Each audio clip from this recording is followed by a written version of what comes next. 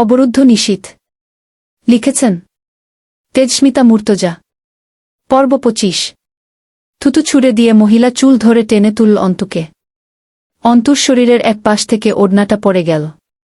চোখ দুটো বুজে জোরে করে ডেকে উঠল অন্তু, আব্বু। টুপ করে এক ফোঁটা অশ্রু পড়ল মাটিতে। অন্তু খারাপ মেয়ে।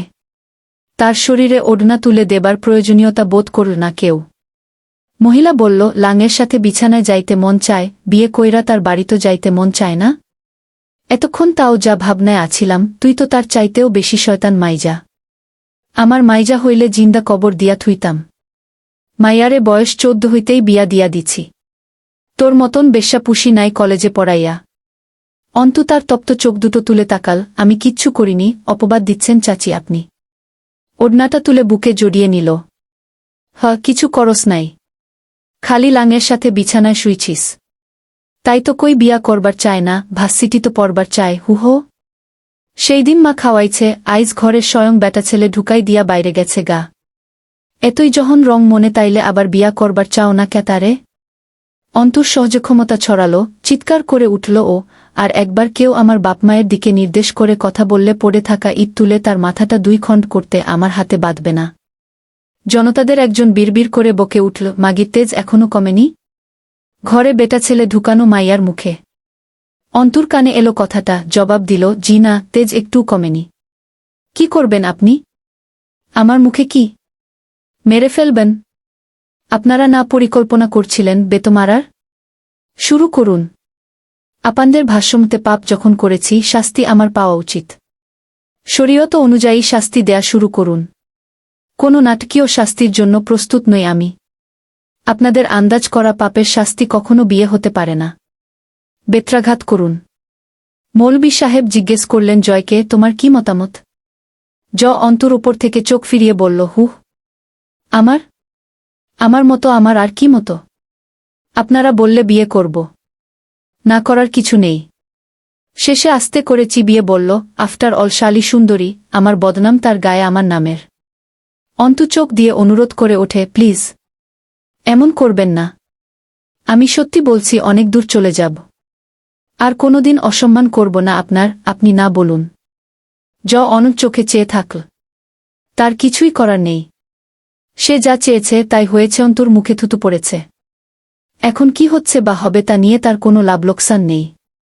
কাজী আনতে গেল হামজার 2 ছেলে। অন্তু বুঝল, বিয়ে না করতে চাওয়ার কারণ হিসেবে তার চরিত্রের সাফাই গাইলে কেউ শুনবে না। তাকে অপরাধ মেনে নিতে হবে বাঁচতে হলে। সে মৌলবীকে বলল, হুজুর, আমি পাপ করেছি। জিহ্বায় আটকাচ্ছিল কথাখানা। একটু থেমে মিনতি করল, আপনি তার শাস্তি দিন আমায়। বিয়ে পড়ানোটা কি শরীয়তের শাস্তি হবে বলুন? আমার কথা বুঝতে পারছেন আপনি? অন্তুর শরীরটা থরথর করে কাঁপছে, বারবার ঝাঁকুনি খাচ্ছে। আমায় বেত্রাঘাত করে মেরে ফেলুন, আমায় ফাঁসি দিয়ে দিন, অথবা আমায় 1 বোতল বিষ, হুজুর। আমি যা করেছি তার শাস্তি আপনি আমায় 80টা না বরং তার দ্বিগুণ 160টা মারুন। আপনি আমিরের আঘাতগুলোও আমাকে দিন। ওই লোকটার ভাগে যে বেত্রাঘাত আছে সেগুলোও আমা মারুন। আমিরের কোনো দোষ নেই। মৌলবীর সামনে মিনতি করাটা বেককলে কাজ হচ্ছে। অন্তু হামজার সামনে গিয়ে দাঁড়াল। প্রবল আত্মসম্মানী অন্তু অনুরোধ করে উঠল, মেয়র সাহেব, আপনি কি ভাইয়ের শরীরের আঘাতের চিন্তা করছেন? নিতে হবে না। সে কিচ্ছু করেনি। সব পাপ দোষ আমার। আমি করেছি পাপ, আমার শাস্তি পাওয়া উচিত, দরকার। আমি যদি ওর আঘাতগুলো নিই, এখানে আমায় শুলে চড়িয়ে 5 খণ্ড করা হলেও তা মঞ্জুর। আমায় মেরে ফেলুন, বদনাম ধুয়ে যাবে। আব্বু আসার আগে মেরে ফেলুন। হামজা স্থির চোখে তাকিয়ে বলল, পাগলামি করছো আরমিন? বদনাম যখন হয়ে গেছে, সত্যমিথ্যার ধার সমাজ ধারবে না। তোমার শরীরে ট্যাট্টু ছেপে গেছে। কিসের ট্যাট্টু মেয়র সাহেব? বদনাম অথবা অন্তু মাথা নাড়ে, ট্যাট্টু মোছা যায় না? না যায় না। আমি যদি ত্বক পুড়িয়ে ভস্ম করে দিই অথবা উপরে তুলে ফেলি শরীরের চামড়া, তাতে বাঁচতে পারবে? তোমার শরীরে 10টা আঘাতও সইবে না। দৌড়রা 80টা বেতো একসাথে বেঁধে 80টা আঘাত করে মারা হয়। তুমি 2-4টাতে প্রাণ হারাবে, কলঙ্কের সাথে নিয়েই মরবে।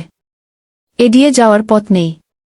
অন্তুর দিকে ঝুঁকে নিচু আওয়াজে বলল, ও বেঁচে থাকলে নিজের কাছে সান্ত্বনা থাকবে, তুমি পাপটা করনি। আমি তোমাকে বুদ্ধিমতী বলেই জানি। কিছুক্ষণ আগেও তোমার শীতলতায় লোকে অবাক হয়েছে, এত ভেঙে পড়ছ কেন? রিল্যাক্স। প্রস্তুত হও। পাটোয়ারি বাড়ি তোমার অপেক্ষায়। অন্তু আস্তে করে পিছিয়ে এলো কয়েক কদম। কিছু ভাবছে সে। কিছু জবাব মিলছে। হামজাকে তার বড্ড ভয় করছে। পলাশ এবং জয়ের চেয়েও বেশি ভয়। হামজা দেহে বাস করা ক্যান্সার কোষের মতো। নীরব ঘাতক। চারদিকে গুঞ্জন থামেনি। যেহেতু মেয়ে বিয়ে করতে চাইছে না, তার মানে বিয়ে দেওয়াটাই ওর শাস্তি। চমৎকার যুক্তি সমাজের। বসে রইল অন্তু সিঁড়িতে। আজান পড়ছে। স্বভাববশত ওড়না তুলে মাথায় দিল। আজ আর দৌড়ে গিয়ে উবু করে নামাজ পড়তে বসল হল না। চরিত্রহীনদের নামাজ পড়ার দরকার নেই। আব্বুর টুপিটা খুঁজে দেয়া হল না। আব্বু এ সময় আছরের নামাজের উদ্দেশ্যে বেরিয়ে যায়, অন্তু গেটটা আটকে নামাজে বসে। অন্তু নির্বাক চোখে মাটির দিকে তাকিয়ে রইল। জয় একটা চেয়ারে বসে পড়ল। পরনে এখনো 3/4 প্যান্ট। হাঁটুর নিচে ঘন পশম। পা দুলাচ্ছে বসে। দেখতে ক্লান্ত লাগছে। সে এত কিছু ভাবেনি, এখনো ভাবছে না। চিরদিন লাগামহীনের মতো অপরাধ করেছে, কোথাও এমন দ্বিধাদ্বন্দ্ব ভরা পরিস্থিতি তৈরি হয়নি। কেউ প্রতিবাদ করেনি কখনো। সব গুলিয়ে যায় অন্তুর সামনে। সবকিছুর বাজি পাল্টায়, এমনকি তার লাগাম ছাড়া অপরাধেরও। অন্তুর উপর রাগটা তরতর বাড়ছে, জেদ উঠছে। অন্তু মাটির কাছে অনুরোধ করে, ফাঁক হয়ে যা। আমাকে এই মুহূর্তে জায়গা দে তোর গর্ভে। নাকি তুইও ভুল বুঝছিস আমায়? আমাকে কি তোরও বলাৎকার মেয়ে মনে হচ্ছে মাটি? তুই কথা বলিস না? তোর বুকে দাঁড়িয়ে মানব সন্তান এত কিছু ঘটায়, তোর ধৈর্যে কুলায় সবটা? তোর বুকে ভার অনুভূত হয় না? মাটি জবাব দেয় না। অন্তু চেয়ে থাকে মাটির দিকে। নামাজ শেষে কাজীকে সাথে নিয়ে লোকজন ফিরল। হামজাও সবার সাথে নামাজ পড়ে ফিরল। সকলে যে যার স্থান নিয়ে আলোচনা শুরু হলো ছোট্ট একটা। পাড়ার প্রবীণরা হামজাকে জিজ্ঞেস করলেন, তো তুমি কি বলো? বিয়ে পড়ানো শুরু করা যাক? হামজাকে বলার সুযোগ দিল না অন্তু। চিৎকার করে উঠল, বললাম না বিয়ে হবে না? আমাকে এখানে কেটে শত টুকরো করলেও কোনো রকম বিয়ের আয়োজন হবে না এখানে। আমি যা করেছি তার জন্য বিকল্প যে কোনো শাস্তি দিন আমায়, আমি তৈরি আছি। কিন্তু আমরা চাইতেছি না তোমারে জিন্দা মাটিতে পুঁততে। তার চেয়ে কিন্তু আমি তো চাইছি আমাকে পোতা হোক, বেত্রাঘাতের সাজা দেয়া হোক। আপনাদের ব্যথা লাগছে কেন? মার পড়বে আমার শরীরে। তাছাড়াও আমার মতো চরিত্রহীনের জন্য এত মানবিকতা দেখালে বরং আপনারা কিন্তু গুনাহগার হবেন আল্লাহর কাছে। সুতরাং যত তাড়াতাড়ি সম্ভব আমাকে আঘাত করা শুরু করুন। লোকজন ফাপড়ে পড়ে গেল। অদ্ভুত চোখে ভ্রু কুঁচকে তাকিয়ে দেখল। এখনও মেয়েটার কথার যুক্তি, ভাষার বিন্যস্ততা, চোখের প্রতিবাদ এক বিন্দু কমেনি। যুক্তিতর্কের মধ্যে জয়ের অপরাজে মস্তিষ্কেও বিস্ময় খেলে গেল। চোখ সরাল না অন্তুর উপর থেকে। অন্তুর মুখে ঘাম জমেছে, বুকটা ওঠানামা করছে, চোখ দুটো কাতর অথচ অগ্নুৎপাতের গলিত লাভা যেন ঠলকে পড়ছে। সন্ধ্যা হবার অল্প অল্প বাকি। আমজাদ সাহেব হেঁটে এগিয়ে আসছেন। রাবেয়া উনার ডান বাহু ধরে এগিয়ে আসছে বাড়ির দিকে ক্রমশ। অন্তিকের লম্বা মাথাটা দেখতে পাওয়া গেল উনাদের পেছনেই। অন্তু যেন ফুরিয়ে গেল এক লহমায়, সমস্ত জীবনীশক্তি ত্যাগ করে একদলা মাটির স্তূপে পরিণত হয় মেয়েটা। এই কথাগুলো এই লোক কিভাবে আব্বুর কানে তুলবে? আব্বুর কেমন লাগবে শুনতে অন্তুর ব্যাপারে এমন সব কথা? আমজাদ সাহেব অবাক হলেন বাড়ির সামনে ভিড় দেখে। অন্তুর অবস্থা দেখে সৌম্য মুখখানা অস্থির হল। একে একে লোক আমজাদ সাহেবকে নিজেদের মনোমতো করে রসাত্মক কাহিনী জানাতে শুরু করে। মাইজা তোমার অকান্ত করছে, মাগার সেই লাঙের লগে বিয়াত বসবার চায় না। কেউ আবার বলে, আমজেদ মায়ারে ব্যবসায় দিছ নাকি? ব্যবসা যারা করে হেরা বিয়ে করবার চায় না। কথাগুলো সহ্য করতে পারে না অন্তিক। তেড়ে যায় মারতে খ্যাপা পাগলের মতো। লোকটাকে দুটো ঘুষি মেরে নাক দিয়ে রক্ত বের করে আনল। লোকের মেজাজে বিরূপ প্রভাব পড়ল এতে। পাপির ভাইয়ের এই আস্পর্ধা তারা ভালোভাবে নেবে কেন? আমজাদ সাহেব থামালেন ছেলেকে। অনেকক্ষণ যাবৎ শুনলেন দাঁড়িয়ে পাড়ার ও সমাজের প্রতিটা স্বাধীন নাগরিকের নিজস্ব মূল্যবান মন্তব্যগুলো। কেউ জয়কে বলছে না। পুরুষ, হামজার ভাই, হুমাজুন পাটোয়ারির ভাগ্নে, এই অঞ্চলের অভিজাত পরিবার, আমির পরিবারের একমাত্র উত্তরসূরি। জয়কে বলতে নেই। মাগরিবের আজান শোনা যায় চারদিকে। মাথা থেকে পড়ে যাওয়া ওড়নাটা আর তুলে মাথা ঢাকে না অন্তু। দেহ ব্যবসায়ী মেয়েরা তা করে নাকি? তার পর্দা পলাশ নিজের শক্তিশালী হাতে খুলেছে, তা আর অন্তিক চাইলেই উঠে পড়বে নাকি? আমজাদ সাহেব ধীরে হেঁটে এসে বসেন অন্তুর পাশে। বেশ খানিকক্ষণ কেউ কথা বলে না, শ্বাস ফেলে না কেউই। অন্তুর ভেতরে মৃত্যুর নেশা জাগে। আর মৃত্যুর আগে পাশে বসা আব্বুর চেহারাখানা একবার দেখতে চায় সে। বিয়ে দিতে চায় ওরা তোকে অন্তু। করেনে বিয়ে? নির্মল কণ্ঠস্বর আমজাদ সাহেবের। অন্তু হেসে ওঠে, মেরে ফেলো আব্বু আমায়। তোমার হাতে মরণ আমি ধন্যবাদান্তে গ্রহণ করব। দাফন করে ফেলো, মিটিয়ে দাও আমার নাম। বিয়ে করে নে অন্তু, আমায় তুমি মেরে ফেলো। অন্তু বিয়েটা আমায় মেরে ফেলো আব্বু। বিয়ে করে নে অন্তু। অন্তু চেঁচিয়ে উঠল, মেরে ফেলো তুমি আমায়, নিজ হাতে মারো। এমনিতেও তো বেঁচে নেই, তবুও আমায় মারতে এত দ্বিধা। অথচ যখন বেঁচে ছিলাম কেউ বাঁচানোর ছিল না এই আসমান জমিনে। তুমিই বা কেন সহমর্মিতা দেখাচ্ছ আব্বু? মরা মেয়েকে মুক্তি দাও। তার আত্মাটা আটকে আছে, খুব ছটফটাচ্ছে ছাড়া পেতে। এতক্ষণে অন্তু তার হৃদয়ের ক্ষরণ টের পেল। অন্তুদের কান্না বিশেষ মানুষেরা ছাড়া কেউ দেখতে পায় না। সে কখনো রাবেয়ার সামনেও কাঁদে না। রাবেয়ার গুনগুনানি তার কানে আসছে। এক ধারে বসে হু হু করে কাঁদছেন। আমজাদ সাহেব অন্তুর হাতটা নিজের হাতের উপর রেখে বললেন, কোনো অপরাধে মারি তোকে বলতো অন্তু?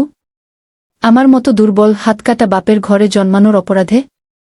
তোকে মেরে নিজেকে জবাব কি দেব আমি? শিখিয়ে দে। যে পাপ তুই করতে পারিস না, সেই না করা পাপের শাস্তি দেবার উপায় বল। পাপ করেছি আব্বু। চুপ থাকতে না পারার পাপ। ভেতরের ঘেন্নাকে ভেতরে চেপে মিথ্যা তোষামোদ না করতে না পারার পাপ। তোমার শেখানো আদর্শ আজ খুব ভারী পড়ছে আব্বু আমার উপর। এত পাপের পরেও পাপ নেই বলছ? পাপ করলে তোকে আমি মেরে ফেলতাম। করিসনি তুই, তাই বাঁচিয়ে রাখছি, আর তার বদলে এক নিকৃষ্ট মৃত্যু দিচ্ছি তোকে। গ্রহণ কর। কি আশ্চর্য আব্বু! মৃত্যুটা মৃত্যু হোক, এরকম নরকবাস দিচ্ছ কেন? এটা নীতি অন্তু। অপরাধ না করা মানুষেরা আজকাল কঠোর সাজা ভোগ করে। অবশ্য তাদেরও অপরাধ আছে। তাদের অপরাধ, তারা অপরাধ করেনি। তুই নিজে যখন জানবি তুই পবিত্র, এটা ভেবে বেঁচে থাকাটা কি বাহাদুরি না? আর যে অপরাধ করিসনি তা মেনে নিয়ে ভীরুর মতো মরে যাওয়া কি তোর জন্য ধিক্কারজনক না? অন্তু কথা বলে না। আব্বুর কথাগুলো খুব নিষ্ঠুর। বীরেরা যুদ্ধক্ষেত্র ছেড়ে পালায় না অন্তু। তুই পালাতে চাইছিস। তুই মরে গিয়ে প্রমাণ করতে চাইছিস তোর ভেতরে জীবনের সম্মুখীন হবার শক্তি নেই।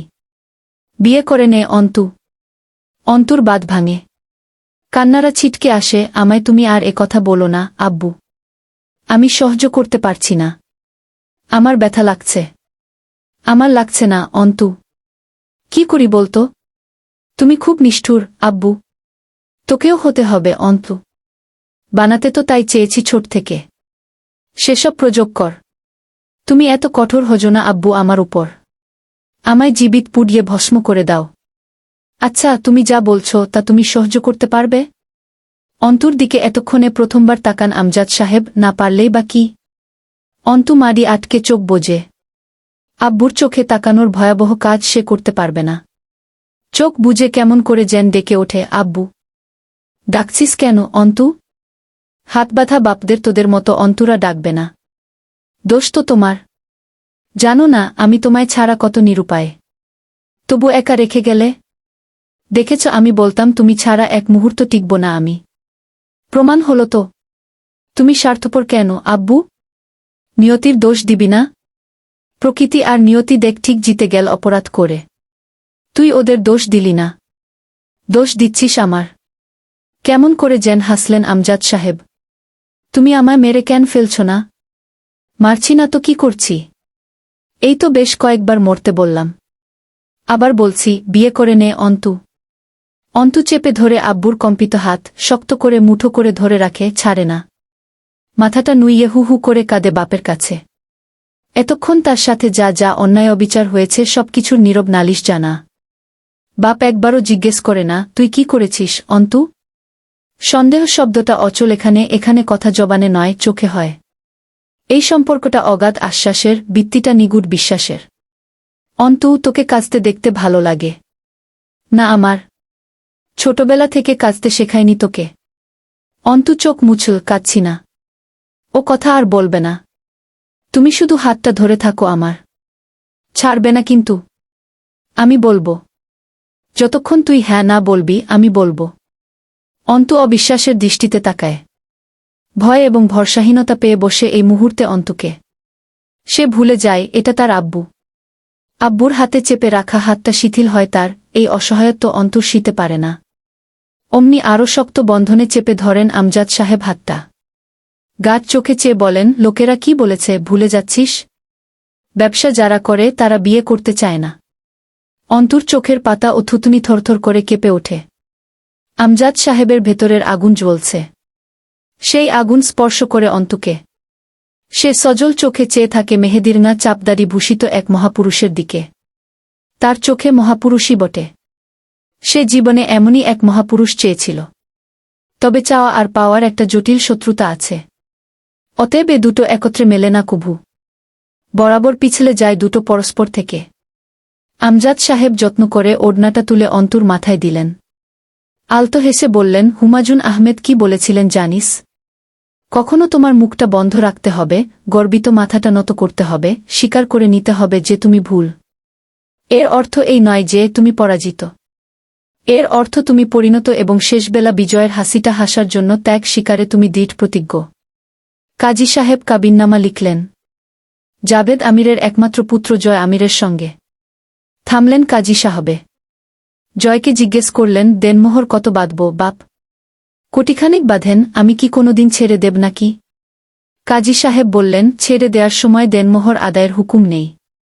নিয়ম হল দেনমোহর পুরো মিটিয়ে তবে স্ত্রীর কাছে যেতে পারবে বাবা। তাইলে 1 টাকাও বাঁধার দরকার নাই। দ্রুত ঘাড় নাড়ে জয়। কবির আর রাহাত ফিক করে হেসে ফেল। হামজা বলে, বাঁধেন লাক্ষদশেক। পরিশোধ করেই কাছে যাবে। উপস্থিত জনতা অবাক হয়ে চেয়ে থাকে। কত উদার পাটোয়ারি পরিবার! এত উদার কেন এরা? একটা মেয়ের জীবনে আর কি চাই?